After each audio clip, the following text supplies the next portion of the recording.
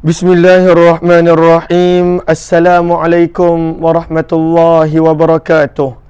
Bismillah, alhamdulillah, wassalatu wassalamu ala habibillah Sayyidina Muhammad ibn Abdillah wa ala alihi wa sahbihi wa mawalah. Allahumma rabbi syrah lana sudurana wa yassir lana umurana wahlul uqdatan min alsinatina yafqahu aqwalana. Allahumma fakkihna fid din wa 'allimna at-ta'wil. Allahumma alhimna marashida umurina wa a'idna min syururi anfusina birahmatika ya rabbal alamin walhamdulillahi rabbil alamin. Ahlan kepada sahabat-sahabat semua, selamat petang. Apa khabar sahabat-sahabat semua? Salam pertemuan dalam pertemuan program Hamba Ilahi. Kita namakan program Hamba Ilahi kerana orang yang ingat dirinya hamba, dia akan sentiasa menganggap dirinya perlu kepada Allah. Dia akan banyak berdoa kepada Allah. Lalu walaupun pembacaan kitab kita adalah kitab Al-Azkar Imam Nawawi rahimahullahu ta'ala, tetapi kita namakan program ini Hamba Ilahi supaya kita sentiasa ingat kita adalah hamba Allah subhanahu wa ta'ala. Lalu syukur kita telah tiba pada siri yang ke-62. Lalu moga-moga pertemuan ini bersama dengan saya Umar Aziz adanya manfaat, adanya kebaikan, adanya pada waktu itu benda-benda yang kita boleh bawa dalam kehidupan kita. Lalu sebelum kita bermula, apa kata sama-sama kita perbetulkan dahulu niat. Moga-moga pertemuan kita adalah kerana Allah subhanahu wa ta'ala. Nawaitu ta'alluma wa ta'lim wa tadhakkura wa tadhkir wa naf'a wal intifa' wal ifadata wal istifadah wal hatha ala tamassuki bi kitabillah wa sunnati rasulillahi sallallahu alaihi wasallam wa du'ai ila al-huda wa dalalati ala al-khair ibtigha'a wajhillah wa mardatih wa qurbih wa thawabih. Amin, amin ya rabbal alamin. Lalu terima kasih kepada sahabat-sahabat. Waalaikumsalam warahmatullahi wabarakatuh kepada semua yang memberi salam. Terima kasih kepada semua. Lalu ramai yang kata jelas, terima kasih. Lalu ramai yang kata jelas, terima kasih di atas maklum balas yang diberikan. Ummah Zahadi pun kata dah share, terima kasih. Lalu mohon sebaik sahabat-sahabat untuk bantu share, bantu untuk kongsi dan juga bantu untuk sebar luas. Moga-moga lebih ramai yang beroleh manfaat. Lalu dah jelas, alhamdulillah. Lalu kalau yang dah share, diucapkan terima kasih. Jom kita mulakan pembacaan kita Al-Azkar. Kebanyakan sahabat-sahabat ada buku ini, namun kalaulah ada sahabat yang ingin untuk membuat pembelian, boleh sahaja tekan link di ruang komen. InsyaAllah pihak saya akan bantu untuk dapatkan, postkan dan sebagainya. Lalu kita telah tiba pada muka surat 118. Kita telah tiba pada muka surat 118. Kata Imam Nawawi rahimahullahu ta'ala, fasal yang baru masih lagi menceritakan hukum ahkam berkaitan tentang takbir. Alhamdulillah. Lalu kita masuk pada fasal yang baru, kita masuk pada tajuk yang baru berkenaan tentang hukum bacaan takbir. Lalu apa kata Imam Nawawi rahimahullahu ta'ala? Jom kita lihat tulisan Imam Nawawi rahimahullahu ta'ala. Kata Imam Nawawi rahimahullahu ta'ala. Sebentar saya buka kitab yang asal. Okey, sebentar. Allahumma salli ala Sayyidina Muhammad. Okey, sebentar. Sebab tulisan dia kecil sikit. Okey. Kata Imam Nawawi, was-sunnatu was-sunnah, dan disunatkan bagi imam untuk membaca takbiratul ihram dan yang selain daripada takbiratul ihram dengan suara yang tinggi, dengan jahar, dengan suara yang kuat. Lalu kenapa? Imam Nawawi jelaskan supaya makmum dapat mendengarnya. Kenapakah makmum nak kena dengar suara imam? Kerana maka pada waktu itu faya'lamu af'ala salatih, makmum boleh tahu pergerakan imam dan makmum boleh ikut imam. Lalu untuk takbiratul ihram, imam kena kuat. Zaman kita tak ada masalah sebab pada waktu itu dah ada sound system dan sebagainya. Tetapi katakanlah tak ada sound system, imam kena berusaha untuk kuatkan suara dia. Ataupun kalau tidak, dia kena ada mubaligh, dia kena ada orang yang kuat suara belakang dia yang boleh sampaikan takbir dia, pergerakan dia kepada makmum yang lain. Lalu sebab itu sunat imam pada waktu itu kuatkan suara supaya didengari oleh makmum. Apa yang terjadi kalau imam suara perlahan? Maka itu nanti kita akan baca. Kata Imam Nawawi, ada pula makmum. Maka pada waktu itu kena Imam Nawawi, wa yusirrul ma'mumu biha bihaitsu yusmi'u nafsah. Maka kata Imam Nawawi, manakala makmum pula hendaklah membacanya dengan perlahan. Yang kita dah sebut semalam, bagaimanakah kadar perlahan dia? Adakah langsung tak bunyi suara? Tidak. Maksud daripada kadar perlahan ketika mana takbiratul ihram dan juga rukun-rukun qauli yang lain, kata Imam Nawawi, bihaitsu, dengan sekadar dapat didengari oleh dirinya sendiri. Dan kita telah terangkan semalam, maksud daripada kena dengarkan diri sendiri, idza lam yakun hunaka arid, ketika mana pada waktu itu tidak ada penghalang daripada bunyi bising, daripada pendengaran yang masalah. Maka macam mana kita nak tahu kadar dia? Kita berada dekat tempat yang sunyi, dekat tempat yang kosong, tempat yang sunyi. Pada waktu itu, berapakah kadar yang bila kita ungkapkan takbir, kita boleh dengar? Selalunya kadarnya adalah Allahu Akbar. Itu dah dengar. Allahu Akbar. Dah dengar. Lalu itu kadarnya. Tak perlu dengan terlalu kuat, kerana sunnah untuk makmum memperlahankan ucapan takbirnya dengan kadar dia boleh dengar dirinya sendiri, kadar yang mana tak ada gangguan. Kalau dah ada gangguan, janganlah dia pergi lawan suara dengan suara tersebut, dengan bunyi bising tersebut. Okey. Kata Imam Nawawi, apabila makmum membacanya dengan suara yang kuat, ataupun sebaliknya, imam membaca takbir dengan suara yang perlahan, makmum sepatutnya sunnahnya perlahan angkat takbir, dia pergi suara dengan kuat. Ada pula imam sepatutnya suara kuat, tetapi dia pergi baca dengan suara yang perlahan. Maka kata Imam Nawawi, maka lam tabtul salatuh, maka solatnya tak batal. Solat tak batal. Akan tetapi kata para ulama, lakin yukrah, kata Ibnu Allan, walaupun tak batal solat itu, makmum sepatutnya perlahan, tetapi dia pergi dengan suara yang kuat. Imam sepatutnya suara kuat, dia pergi dengan bacaan perlahan sehingga menyusahkan makmum untuk mengetahui pergerakan solat dia.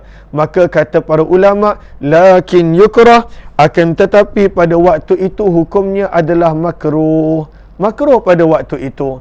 Makruh pada waktu itu kenapa? Sebab dia meninggalkan perkara yang sunat. Okey.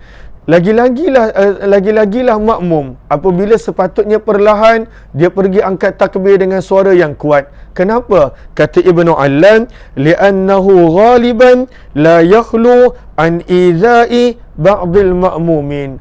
Kalaulah dia angkat takbir dengan suara yang kuat, maka itu pasti dan pasti tidak akan terlepas daripada menyakitkan, mengganggu akan solat makmum yang lain. Makmum lain nak solat, makmum lain angkat Allahu Akbar, dia Allahu Akbar, padahal dia makmum.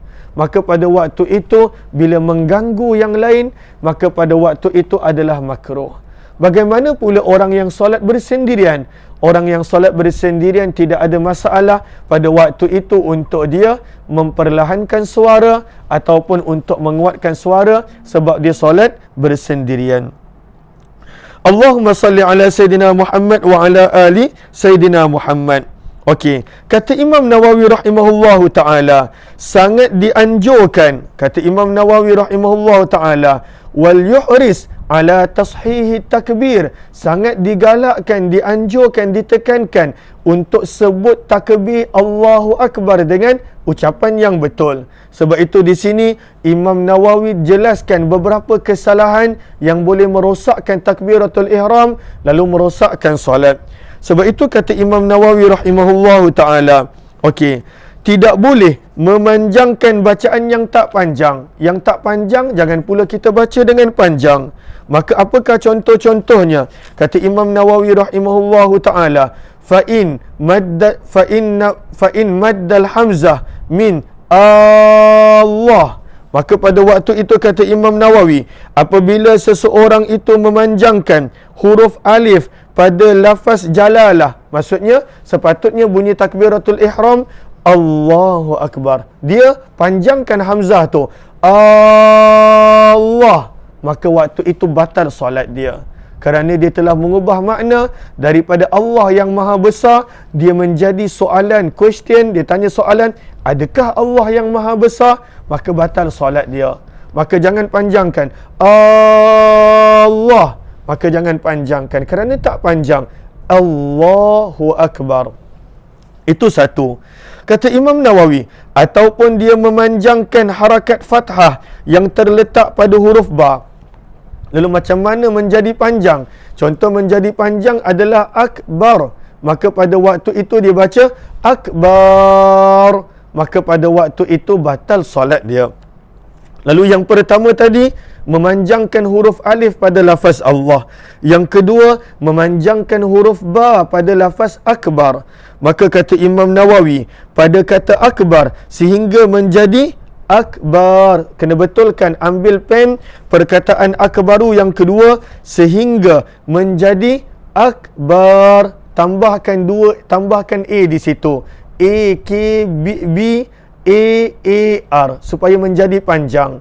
Ataupun kita boleh tulis dalam bahasa Arab, hamzah yang berbentuk alif, kaf, ba, alif, ra, akbar, maka itu salah. Lalu kalaulah pada waktu itu dia panjangkan ucapan Allah, dia panjangkan ucapan akbar, apa kata Imam Nawawi? Kata Imam Nawawi, lam tasih salatuh, maka solatnya tak sah. Solatnya tidak sah kerana mengubah makna. Adakah jelas? Adakah jelas? Sebelum saya teruskan, mohon sahabat-sahabat maklumkan adakah jelas ataupun tidak so far. Ahlan-ahlan, saya nampak ada 109 orang di Facebook page Umar Aziz, ada seorang di YouTube Umar Aziz. Mohon sahabat-sahabat bantu sharekan perkongsian kitab Al-Adhkar pada petang ini supaya lebih ramai yang beroleh manfaat. Ini adalah program yang kita buat setiap hari jam 6 petang. Hari ini adalah siri yang ke-62. Kita dah baca 118 muka surat, alhamdulillah. Di sini para syurah, para ulama yang mensyarahkan kitab Al-Azkar, mereka timbulkan soalan, kenapa Imam Nawawi langsung tak sentuh tentang perbincangan niat? Kenapa? Selalunya Imam Nawawi dia sentuh juga tentang perbincangan niat. Maka di sini antara poin-poin tentang niat yang sahabat-sahabat boleh take note adalah seperti berikut. Lalu salah seorang yang mensyarahkan kitab Al-Adhkar, iaitu pengarang Al-Futuhatur Rabbaniyah Ibnu Allan rahimahullah berkata, sakatal musannifu anin niyah.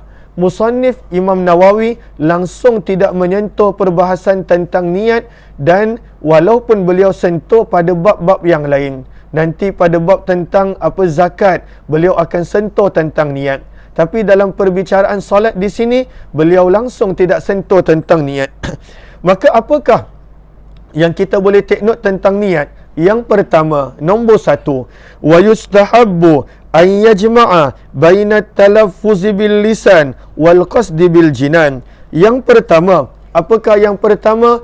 Digalakkan, disunatkan pada waktu itu untuk seseorang itu menggabungkan, kalau dia boleh, di antara sebutan niat pada lidah dan kemudian dengan hati.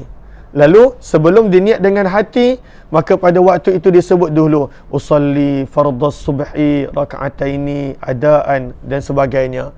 Maka disebutkan dengan lidah, dan pada waktu itu digabungkan dengan hati ketika mana menyebut lafaz Allahu Akbar. Itu yang pertama. Itu poin yang pertama, sunat.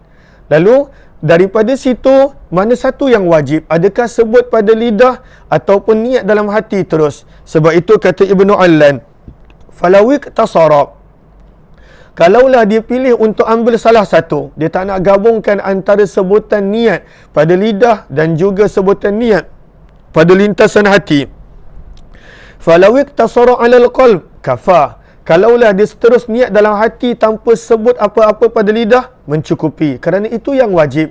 Niat maksudnya adalah lintasan hati. Dia tahu dia nak solat apa. Nanti kita akan belajar apa yang dia mesti kena niat. Maka kalaulah lintasan hati itu ada, maka mencukupi.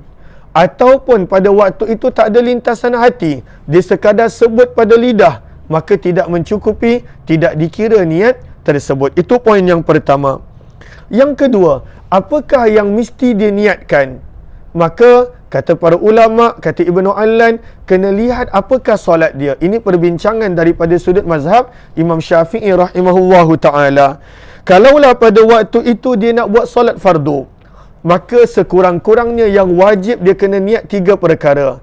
Wajaba qasdu fi'lis salah. Wajaba qasdu fi'lis salah. Waktu itu wajib diniat perbuatan solat. Sahaja aku solat, usalli, itu yang pertama wajib. Yang kedua, kena sebut lafaz fardu, kena sebut fardu dalam hati dia, usalli farda. Dan yang ketiga, dia kena ta'yinkan, dia kena maklumkan pada niat itu dia nak buat fardu apa. Lalu sekurang-kurang niat untuk solat fardu adalah usalli fardhu subhi, sahaja aku solat fardu subuh, ataupun usalli fardhu zuhri, sahaja aku solat fardu zuhur. Itu sekadar. Yang bakinya semuanya adalah sunat. Kalau dia tak sebut, tak ada masalah. Lagi-lagi orang yang ada masalah pada syak, pada was-was, ambil yang fardu sahaja, tak payah nak panjang-panjang. Lalu ada yang kata tengah sambil masak, Masya Allah, mesti sedap masak. Sambil dengar, maka tengah masak. Moga Allah permudahkan. Okey, lalu itu 3. Usalli, perbuatan solat, fardu, dan yang ketiga fardu yang mana? Ini untuk solat fardu. Yang kedua, kalaulah solat itu adalah solat nafil ataupun sunat yang terikat dengan waktu. Apakah contoh solat sunat yang terikat dengan waktu? Contohnya duha, contohnya isyraq dan sebagainya. Maka pada waktu itu hanya 2 yang wajib, iaitu niat perbuatan solat, usalli ataupun sahaja aku solat. Dan yang kedua pada waktu itu adalah niat sunat apa? Usalli ad-duha ataupun sunnat ad-duha, usalli al-witr ataupun sunnat al-witr. Itu je yang wajib, 2 sahaja. Berapa rakaat kerana Allah dan sebagainya, maka tidak wajib. Kalau dia tak sebut, maka tetap sah solat dia. Dan yang ketiga, kalaulah solat itu bukan solat yang bersebab dan solat yang tak terikat dengan waktu, contohnya solat nafil mutlak, maka yang wajib pada waktu itu hanyalah niat perbuatan solat sahaja, usalli sahaja. Contohnya mencukupi, dia nak solat nafil mutlak. Dia nak solat contohnya waktu malam 10 rakaat nafil mutlak. Maka dia sekadar angkat usalli. Mencukupi. Lalu inilah niat-niat yang ada dalam perbincangan fiqh. Kalaulah solat fardu, 3. Kalaulah solat sunat yang bersebab dan terikat dengan waktu, 2 yang wajib. Kalaulah solat nafil mutlak, hanya 1. Adapun perbincangan ini nanti kita akan bincangkan semasa daurah lewat malam pada bulan Ramadan, pada perbincangan kitab Safinatun Najah. Lalu pada sahabat yang mana berkelapangan nanti jemput join bulan Ramadan, banyak program kita. Kalaulah ada yang nak tahu lebih lanjut, boleh rujuk pada poster yang pertama ada pada Facebook page Umar Aziz ini. Boleh rujuk di situ. Akan jadual dia, akan program dia. Dan kemudian kalaulah ianya semua percuma, tak ada bayaran, tak ada bayaran, percuma. Sebenarnya untuk saya juga belajar. Dan kalaulah ada sahabat yang nak beli buku nanti, untuk rujukan, tarikh deadline dia adalah sebelum daripada 28 hari bulan, supaya kami boleh postkan awal dan boleh sampai sebelum daripada Ramadan. Tapi kalaulah tak nak beli buku, program itu percuma. Antaranya adalah program fiqh yang akan berlangsung pada lewat malam. Kenapa kita buat lewat malam? Kerana banyak orang, bahkan saya sendiri, ada pada waktu itu tarawih, ada pada waktu itu ada tadarus dan sebagainya. Maka saya pun nak saya pun ada beberapa program, sebab itu kita akan buat lewat malam. Lalu kat situ nanti kita akan belajar lebih lanjut. Ini sekadar apa yang diterangkan oleh Ibnu maf'alan. Okey. Lalu selain daripada itu, contohnya niat berapa rakaat, contohnya niat ada ataupun qada. Lalu daripada sini, kalaulah contoh kita ada solat qada, tak payah sebut qada pun sah. Contohnya kita bangun lambat subuh. Subuh tu dah jadi qada. Mana-mana solat yang dalam waktu automatik jadi ada. Mana-mana solat yang luar waktu automatik jadi qada. Lalu tak sebut qada pun niat tersebut sah. Begitu juga niat lillahi ta'ala. Itu kalau tak sebut pun masih lagi sah. Maka ini adalah perbincangan niat yang Imam Nawawi tinggalkan, kata para ulama yang mensyarahkan kitab Al-Azkar. Seterusnya jom kita baca. Fasal pada lafaz-lafaz takbir dalam solat dan hukum yang berkaitan dengan dia. Lafaz-lafaz takbir dalam solat dan hukum-hukum yang berkaitan dengan dia. Ahlan-ahlan kepada sahabat yang baru bersama, mohon jasa baik untuk bantu share, bantu untuk kongsi dan sebar luaskan. Kata Imam Nawawi rahimahullahu ta'ala, apa kata Imam Nawawi? I'lam anna salata allati hiya rak'atan yushra'u fiha 11 takbirah. Kata Imam Nawawi, disyariatkan pada salat yang 2 rakaat. Pada waktu itu mesti ada 11 takbir. Nanti beliau akan terangkan macam mana boleh jadi 11 takbir. Okey, untuk solat yang 3 rakaat disyariatkan 17 takbir.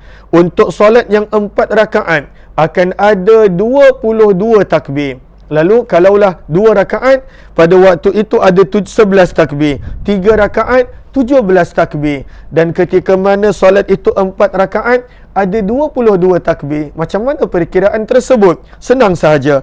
Kata Imam Nawawi, secara ringkas, setiap rakaat akan ada 5 takbir. Macam mana setiap rakaat ada 5 takbir? Takbir yang pertama ketika mana rukuk.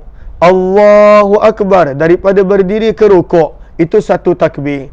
Lagi 4 takbir adalah takbir yang berkaitan dengan sujud dan bangun daripada sujud. Lalu sujud ada 2. Daripada i'tidal kepada sujud 1. Kemudian daripada duduk antara 2 sujud kepada sujud yang kedua 2. Dan bangkit daripada sujud yang pertama 3, bangkit daripada sujud yang kedua 4. Sebab itu kata Imam Nawawi, dan ada 4 takbir pada 2 sujud dan ketika bangun daripada sujud. Ditambah lagi kata Imam Nawawi dengan takbiratul ihram dan takbiratul qiyam daripada tasyahud pertama. Lalu total akan menjadi pada waktu itu 11 takbir bagi 2 rakaat. Pada waktu itu akan menjadi 17 takbir untuk 3 rakaat dan sebagainya. Kata Imam Nawawi rahimahullahu ta'ala, perlu diketahui, summa alam, kata Imam Nawawi, anna jami'a hadhihi takbirati sunnah. Kata Imam Nawawi rahimahullahu ta'ala, daripada sudut hukum takbir-takbir, ketika mana daripada berdiri nak ke rukuk, daripada i'tidal ke sujud dan sebagainya, perlu juga diketahui semua takbir-takbir ini hukumnya sunat. Bila kita sebut sunat, kalaulah pada waktu itu kita tak lafazkan pada lidah, adakah batal solat? Kerana takbir adalah perbuatan melafazkan Allahu Akbar. Itu maksud takbir. Sebab itu kata Imam Nawawi, apabila ditinggalkan takbir tersebut, sama ada secara sengaja ataupun tak, dia sengaja tak sebut Allahu Akbar waktu daripada i'tidal kepada sujud, waktu daripada qiyam kepada rukuk, dia sengaja tak sebut ataupun tak sengaja, adakah batal solat dia? Tak batal. Kenapa? Sebab ianya sunat. Itu hukum dia. Sebab itu pentingnya untuk kita belajar hukum supaya kita tahu.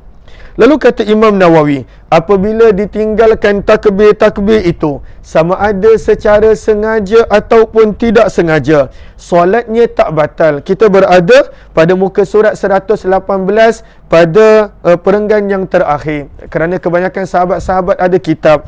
Namun kalaulah ada yang ingin untuk membuat pembelian kitab, telah dipinkan di ruang komen, boleh tulis di situ nak kitab Al-Azkar. Okey.